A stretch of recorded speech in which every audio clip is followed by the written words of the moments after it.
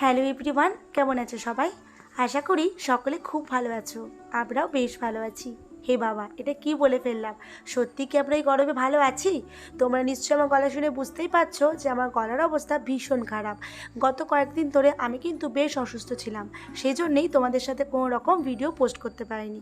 তবে আজ detox water নিয়ে একটা পোস্ট করাতে অনেকেই এই ডিটক্স ওয়াটারটা কিভাবে বানাতে হয় সেটা আমার কাছে জানতে চেয়েছো, তাই ভাবলাম তোমাদের সাথে ছোট্ট একটা ভিডিও শেয়ার করেই ফেলি। ডিটক্স ওয়াটার অনেকভাবেই বানানো যায়, তবে আমি যেভাবে বানাই আজ তোমাদের সাথে সেইটাই শেয়ার করছি। আমি খোসা সমেত 6 টুকরো মতো শশা স্লাইস নিয়ে নিয়েছি, আর নিয়েছি একটা গোটা পাতিলেবু যেটা আমি স্লাইস করে কেটে নিয়েছি, আর লাগছে হাফ ইঞ্চির মতো আদা যেটাও আমি স্লাইস করে কেটেছি, আর নিয়েছি 10 থেকে 12টা মতো পুদিনা পাতা, সেই সাথে লাগছে কিছু চিয়া সিড, এটা আমি 1 চামচ মতো নিয়েছি, আর হাফ চামচ মতো নিয়েছি গোটা জিরে। তোমাদের মনে প্রশ্ন আসতেই পারে, এই চিয়া সিড আর জিরেটা কি ডিটক্স ওয়াটারে অবশ্যই দিতে হবে? সত্যি বলতে এমন কোনো ব্যাপার নয়, এটা আমি ওয়েট লসের জন্য এই ডিটক্স ওয়াটারে ব্যবহার করেছি।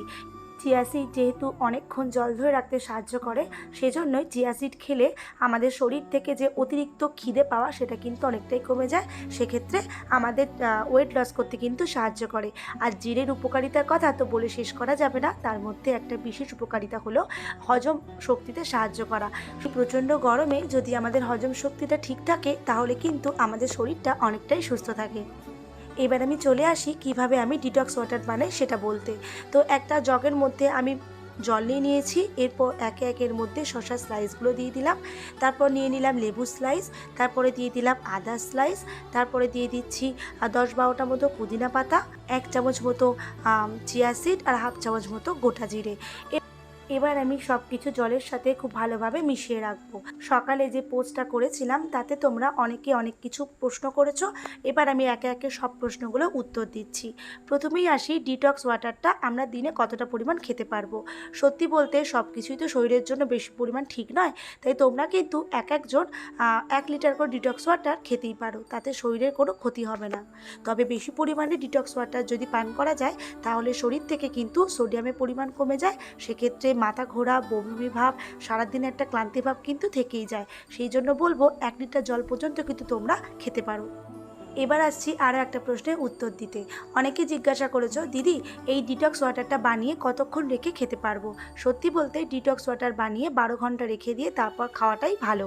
সেক্ষেত্রে এই শসা, লেবুর বা আদার যে ফ্লেভারটা সেটা জলের সঙ্গে ভালোভাবে মিশে যায়, আর খেতেও ভালো লাগে, সেই সাথে শরীর থেকে যে অতিরিক্ত টক্সিনগুলো কিন্তু বেরিয়ে যায়। এবার মনে হতে পারে যে এইটা আমি কোথায় রাখবো, তাহলে 12 ঘন্টা ধরে অবশ্যই তোমরা এটা ফ্রিজে রেখে দেবে, তবে ঠান্ডা খাবে না, ফ্রিজ থেকে বার করার পর নর্মাল টেম্পারেচারে নিয়ে আসার পর এটা পান করতে পারবে। যখন সকালে ঘুম থেকে ওঠো সেই মতো করে একটা হিসেব করে নিয়ে 12 ঘন্টা আগে এটা বানিয়ে রাখবে। আমি প্রতিদিন মোটামুটি রাত 7:30-8টার দিকে এটা বানাই, যেহেতু আমি সকালে 8টার দিকে প্রথম খাবার খাই, তো সেই জন্য আমি রাত 8টায় বানিয়ে রাখি। তোমরা যেরকম ঘুম থেকে ওঠো সেরকম অনুযায়ী ভেবে নিয়ে এটা বানিয়ে রাখতে পারো ফ্রিজে। তবে সময় হাতে কম থাকলে তোমরা সকালে বানিয়েও কিন্তু সারাদিন একটু একটু করে এই জলটা খেতে পারো, কোনো অসুবিধা হবে না। অন্য দিন আমি রাতে বানালেও আজ আমি ভিডিও করার জন্য বিকেলবেলা বানিয়েছি, আর বানানোর পর আমি এটা ফ্রিজে রেখে দিয়েছি, তারপর 12 ঘন্টা রাখার পর আমি এটা খেতে পারবো।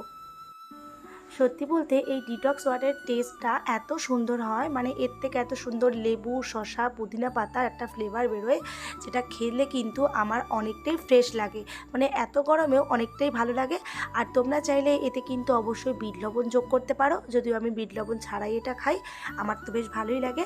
আর আশা করি ভিডিওটা তোমাদের উপকারে আসবে, আর দেখা হচ্ছে নেক্সট ব্লগে। ততক্ষণে সকলে সুস্থ থেকো, ভালো থেকো।